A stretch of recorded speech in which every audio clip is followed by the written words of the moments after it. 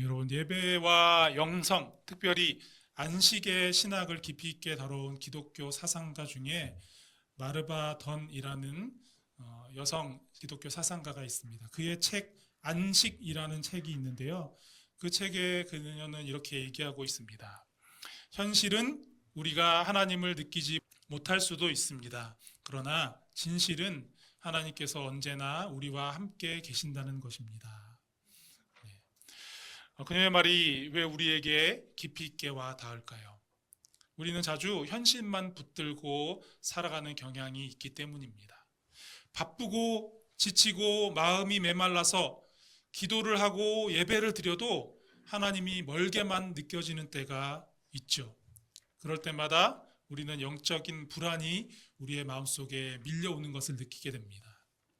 그런데 문제는 그러한 것을 느끼는 것이 문제가 아니라 우리의 신앙을 내가 무엇을 했는가, 내가 얼마나 율법을 잘 지켰는가, 이런 것으로 증명하라 한다는 데 있습니다. 눈에 보이는 기준, 손에 잡히는 규칙을 더 굳게 붙잡으면서 그것으로 마음의 안정을 찾아보려는 그런 시도를 하는 것이죠. 그러나 마르바 던의 말처럼 사실 안식은 그 반대의 시점에서 시작되는 것이죠.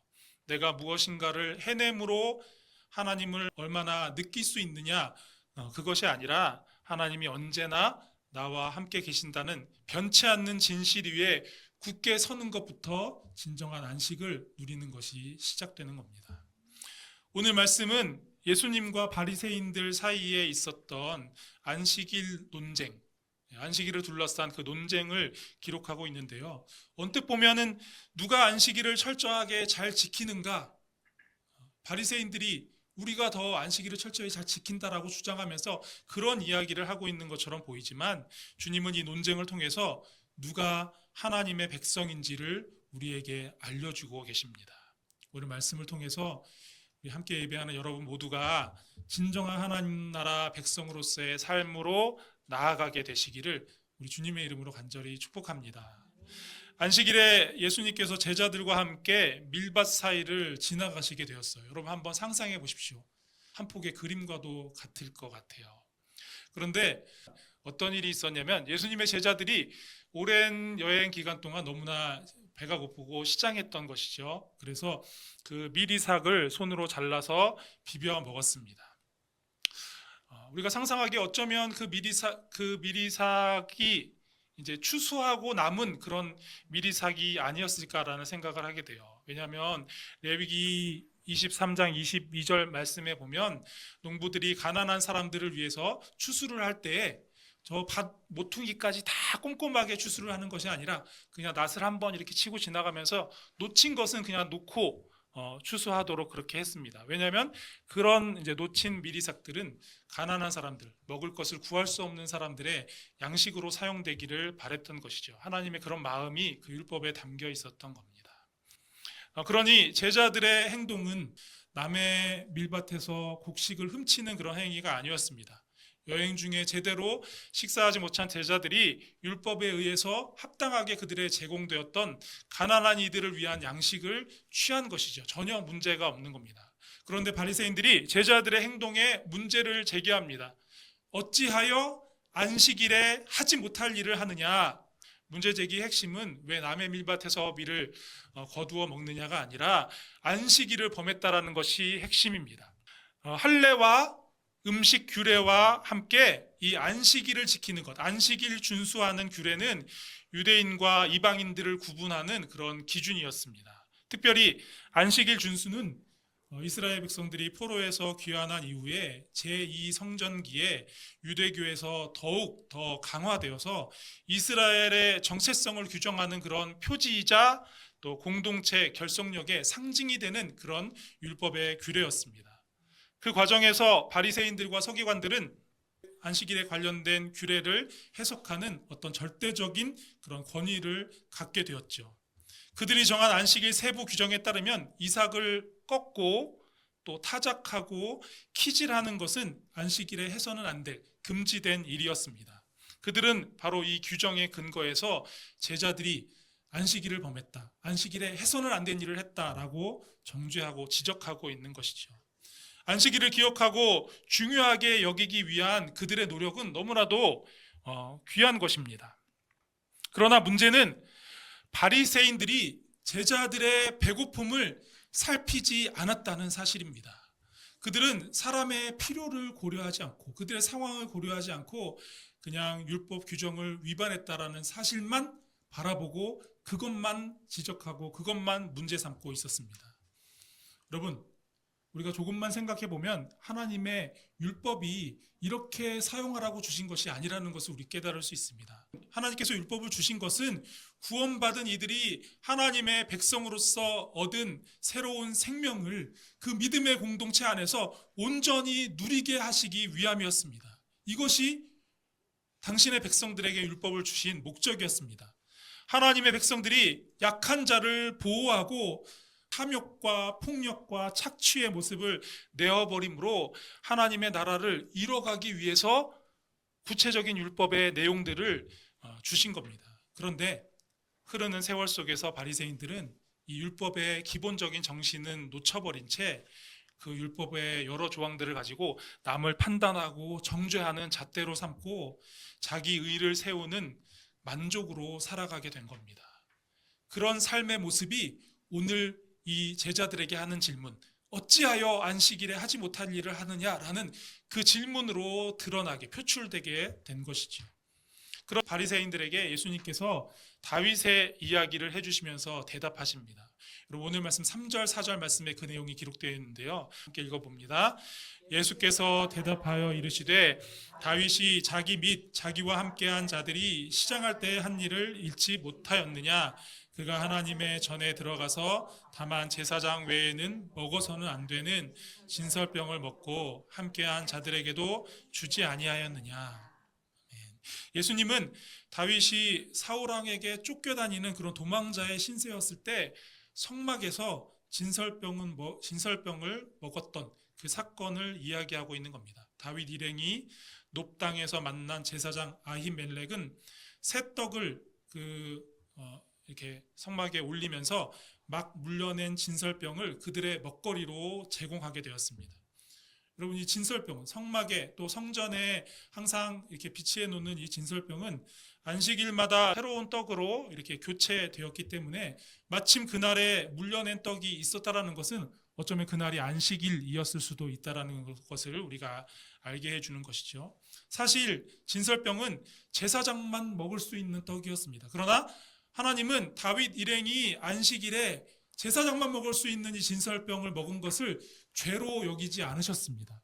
만약에 그러셨다면 사울왕이 하나님 앞에 여러 가지로 범죄했을 때 선지자를 통해서 지적하고 깨닫게 하신 것처럼 그런 내용의 말씀들이 있겠죠. 그러나 하나님께서는 이걸 전혀 문제 삼고 죄로 여기지 않으셨습니다. 하나님께서 율법을 가볍게 여기셨기 때문이 아닙니다.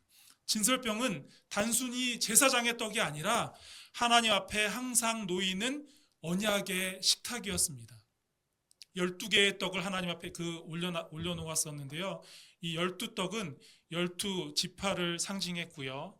하나님은 그 떡을 통해 내가 내 백성 가운데 임재해서 나의 백성을 먹이고 돌보겠다라는 약속을 그 백성들에게 보여주신 겁니다.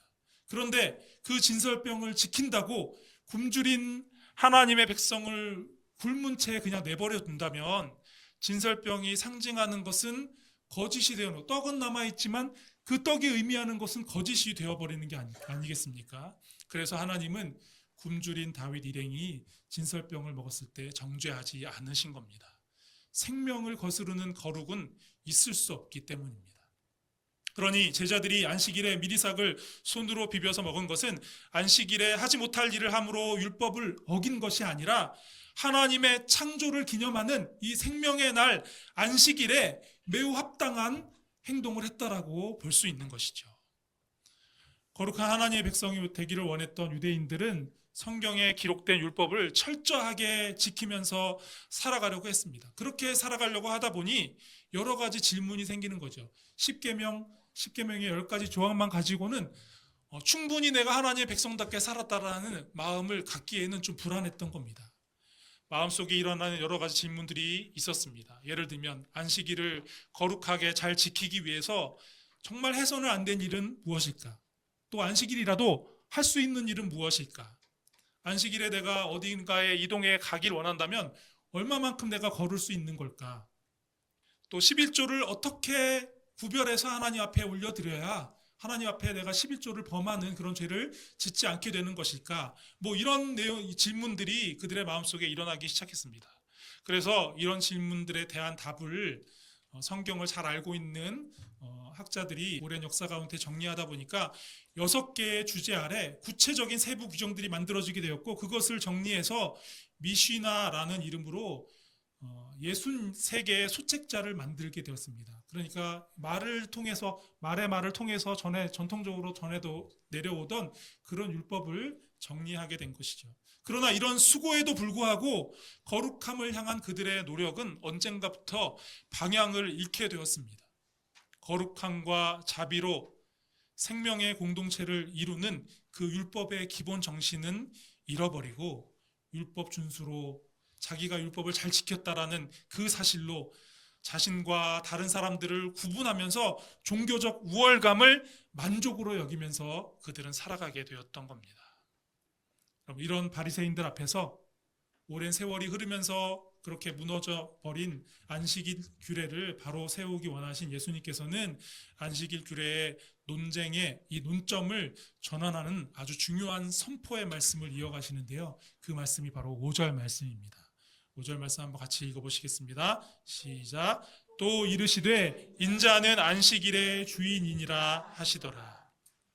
이스라엘 백성들에게 안식일의 주인은 누구였을까요?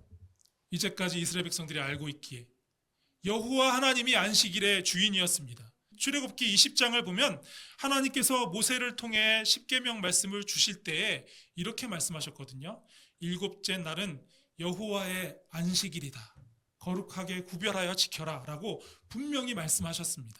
그런데 예수님께서 지금 자신이 안식일의 주인이다라고 이렇게 말씀하시니까 유대인들에게 예수님의 이 말씀은 자신을 여호와 하나님과 동등하게 여긴다라는 그런 말씀으로 들렸습니다. 예수님의 이 말씀은 유대인들이 듣기에는 신성모독하는 위험한 발언으로 들릴 수 있었던 겁니다. 그러나 그렇다고 해서 주님이 사실을 사실대로 말할 수 없는 것은 아니잖아요. 그렇죠? 예수님께서는 분명히 하나님 아버지의 보내심을 받아 안식일을 바로 세울 뿐 아니라 모든 율법을 완성하러 오신 분이셨기에 그 사실을 유대 백성들에게 그대로 선포한 것이죠. 여러분, 하나님의 백성은 안식일에 어느 거리 이상 걷지 않고 어느 무게 이상 물건을 들어 옮기지 않는 등 그런 세세한 율법 조항으로 안식일을 지켜서 인정받는 사람이 하나님의 백성이 아닙니다. 안식일의 주인이신 예수님께 속한 사람이 진정한 하나님의 백성이 되는 것이죠. 여러분, 어쩌면 우리는 신앙을 내 열심으로 지켜낼 수 있다고 생각할지도 모릅니다. 또 그렇게 해야 된다라고 이제까지 생각해 왔을 수도 있습니다. 그러나 하나님의 백성은 우리가 성취해내는 하나의 타이틀이 될 수 없습니다. 다시 안식일을 바로 세우신 안식일의 주인이요 율법의 완성자이신 예수님을 나의 주님으로 영접하고 하늘의 영원한 안식을 소망하면서 동시에 이 땅에서도 그분의 안식일을 그 의미대로 온전히 누리는 사람이 바로 하나님의 백성이 되는 것입니다. 사랑하는 여러분 모두 이런 하나님의 백성으로 온전히 세워질 수 있게 되시기를 축복합니다. 안식일 규례를 바로 세우려는 예수님의 의지와 또 예수님의 그 일하심은 여기서 멈추지 않았습니다. 오늘 6절부터 조금 다른 안식일에 또 어떤 사건이 있었는지를 기록하고 있는데요. 또 다른 안식일에 예수님께서 회당에서 말씀을 가르치시던 중에 손 마른 자의 병을 고치시게 됩니다. 당시에 유대교 전통에서 안식일에는 아픈 사람이 있어도 또 다친 사람이 있어도 아주 간단한 응급처치만 가능했기 때문에 이 일은 바리새인들이 보기에 예수님께서 너무나 분명하게 안식일에 해서는 안 될 일을 하시는 것처럼 그렇게 보였습니다. 손 마른 사람의 병의 상태가 어떠했는지 우리 정확히 알 수는 없지만 아마도 그의 손은 마비되었거나 어떤 이유로 손이 제 기능을 할 수 없는 그런 상태였던 것으로 보입니다. 고대 사람들은 몸에 수분이 부족해서 이런 병이 생긴 것으로 생각했거든요. 그래서 손 마른 자다라고 이렇게 표현한 것이죠. 외경 중에 하나인 히브리인들의 복음서에 보면 이 오른손 마른 사람의 직업은 석공이었다라고 기록하고 있습니다. 석공은 어떻습니까? 끊임없이 손을 사용해서 일을 해야 하는 직업이죠. 그렇죠? 양손을 다 사용해서 하나는 정을 들고 하나는 망치를 들고 계속 돌을 정교하게 다듬으면서 일을 하는 것이 석공의 일이었습니다. 그런데 손이 말을 듣지 않는 병에 들게 되었으니 그는 이제 일을 할 수도 없고 사람들 앞에 당당히 서기도 어려웠습니다. 왜냐하면 당시에 병이 든다는 것은 죄의 결과라는 그런 통념이 통용되고 있던 그런 시대였기 때문이죠. 그곳에는 예수님을 감시하면서 고발할 기회를 엿보는 서기관들과 바리새인들도 있었습니다. 안식일은 예배하는 날이요 회복과 쉼의 날입니다. 그런데 바리새인들의 눈에는 예배가 아니라 함정이 있었습니다. 예수님이 그 병든 사람의 병을 고쳐주나 안 고쳐주나, 이제까지 예수님의 행적을 보면 당연히 고쳐주시겠죠. 고치기라도 하면 그냥 넘어가지 않겠다, 이렇게 함정을 파놓고 기다리고 있는 것이죠. 그들의 생각을 다 아신 예수님께서 손 마른 사람을 공개적으로 일으켜 세우십니다. 여러분, 이렇게 감시하는 눈이 있으면 우리 같으면 어떨 것 같아요? 안 보이는 대로 이렇게 오도록 해서 고쳐줄 것 같은데, 예수님은 공개적으로 그 많은 사람들 앞에 일으켜 세우시고, 그리고 모든 그 자리에 있는 사람들이 다 들을 수 있도록 질문을 하십니다. 9절 말씀에 기록되어 있는데요. 제가 한번 읽어보겠습니다. 예수께서 그들에게 이르시되 내가 너희에게 묻노니 안식일에 선을 행하는 것과 악을 행하는 것, 생명을 구하는 것과 죽이는 것 어느 것이 옳으냐 하시며, 그의 병을 고쳐주면 유대인들의 눈에는 일부러 안식일의 규례를 범하는 그런 사람처럼 여겨질 수 있음에도 불구하고 예수님은 안식일의 본질을 회복시키기 위해 공개적으로 모든 이들 앞에서 질문한 것입니다. 안식일의 목적은 아무것도 하지 않는 것이 아니라 하나님 안에서 쉼을 누리며 선을 행하고 생명을 살리는 것, 이것이 안식일의 진정한 의미임을, 그것이 안식일에 마땅히 해야 할 일이라는 사실을 모든 사람들에게 가르쳐 주시는 그런 시간을 갖고 계시는 거죠. 예수님께서 행하신 이 기적은 단순히 아픈 사람을 고쳐주는 그런 의료적 회복을 넘어서는 일이었습니다. 손 마른 사람이라 불리던 그 사람은 무력감과 수치와 소외 가운데 살아가고 있었습니다. 그런데 그가 겪던 그런 고통 속에서 이제 회복되어 공동체 안에서 함께 살아갈 길이 주님을 만남으로 열려지게 된 것입니다. 바리새인들이 정죄의 날로 삼으려고 했던 그 날을 예수님은 회복의 날로, 생명을 살리는 날로 바꾸셨던 겁니다. 사랑하는 여러분, 하나님은 구원받고 하나님의 백성된 우리들이 더 이상 하지 말아야 할 것에 매여 살아가는 사람이 아니라 마땅히 행해야 할 선을 행함으로 살아가기를 원하십니다. 위로와 격려의 말들로, 또 크고 작은 섬김의 행동들로, 사랑을 가득 담은 중보의 기도로 무너지고 쓰러져가는 생명을 살리는 일을 행하는 것이 우리에게 주신 사명이라는 말씀입니다. 오늘 본문의 마지막 9절 11절 말씀을 보십시오. 바리새인들이 노기가 가득하여 예수님을 어떻게 할까 의논했다라고 기록하고 있습니다.